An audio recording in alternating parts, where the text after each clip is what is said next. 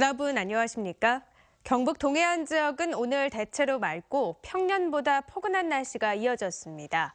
오늘 낮 최고 기온은 경주 9.8도 등 7도에서 9도 분포를 보였고 내일 아침 최저 기온은 영하 2도에서 2도, 낮 최고 기온은 11도에서 12도 분포로 오늘보다 더 높겠습니다.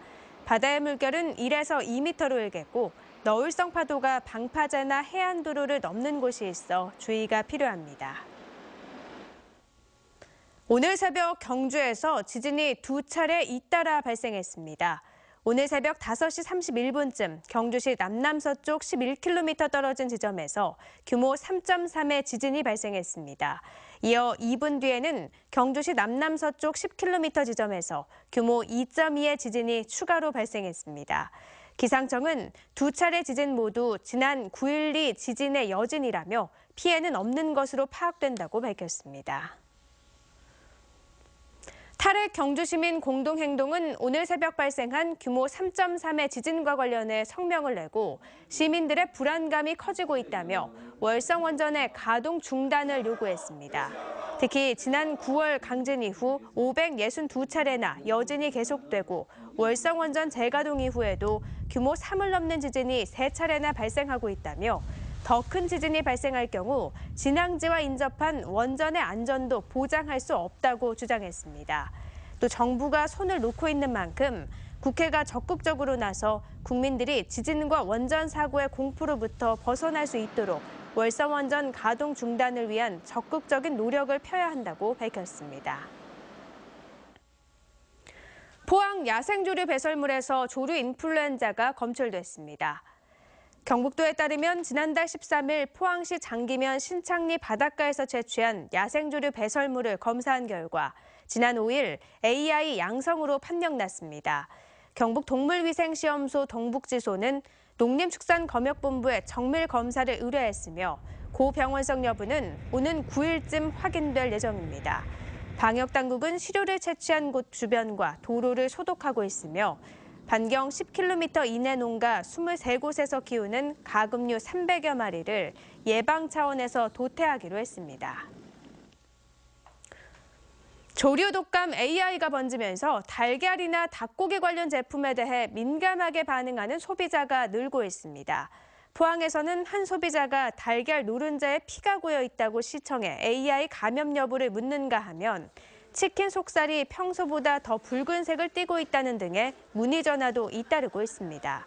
포항시는 달걀에 피가 비치는 현상은 닭이 스트레스를 받으면 발생하는 것으로 AI와 연관성이 없을 뿐더러 AI는 열에 약해 75도씨 이상에서 5분만 가열하면 모두 죽기 때문에 가열 조리를 하면 감염 가능성이 전혀 없다고 밝혔습니다. 포항시는 육아 환경은 높은 출산율에 비해 열악하다는 얘기가 많습니다. 실제 공공건물에 가도 모유 수유실 하나 찾기도 어려운데요.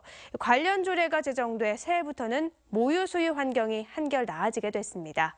장성훈 기자입니다. 포항시청 민원실 옆에 마련된 모유 수유실입니다.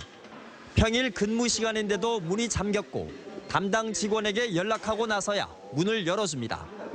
어린이 장난감 도서관에 있는 모유 수유실은 수유 패드 등 편의시설이 부족합니다. 그나마 모유 수유 시설이 설치된 곳은 포항시 산하기관 5곳과 기업체 3곳 등 8곳에 불과합니다. 부족하죠. 있어도 시설이 겨울인데 난방이 안 된다거나 여름인데 내난방이 안 되니까 엄마들이 들어가기 꺼려하고 미루게 되고. 사정이 이렇다 보니 포항시의 모유 수유율은 31.6%로 경북 평균 32.7%보다 낮고 계속 떨어지는 추세입니다. 하지만 새해부터는 환경이 나아지게 됐습니다. 지난해 말 모유 수유 확산을 위한 지원 조례가 제정돼 이달부터 시행되는데 새 조례는 공공건물의 모유 수유실 설치를 단계적으로 확대하고 관련 교육을 실시토록 하는 등 포항시가 지원 계획을 수립해 예산을 배정하도록 정했습니다. 소극적으로 관리했던 모유시설을 적극적인 관리 대상으로 전환시키고 특히 공원이나 대규모 축제 등 공공장소에서도 모유 수유 시설을 설치하도록 하여 포항시는 모유 수유를 늘리기 위해선 수유실 확충 못지않게 임산부들이 모유 수유의 중요성에 공감해야 한다며 교육 홍보 사업을 강화할 계획입니다. 처음부터 아기에게 젖을 물릴 수 있도록 그런 분위기를 산부인과나 산후조리원 등과 연계해서 저희들이 그 출산교실 운영 때부터 엄마들에게 모유수유 장점을 홍보를 해서 모유 수유 지원 조례를 계기로 포항이 아이 낳고 키우기 좋은 도시로 거듭날 수 있을지 주목됩니다. MBC 뉴스 장성훈입니다.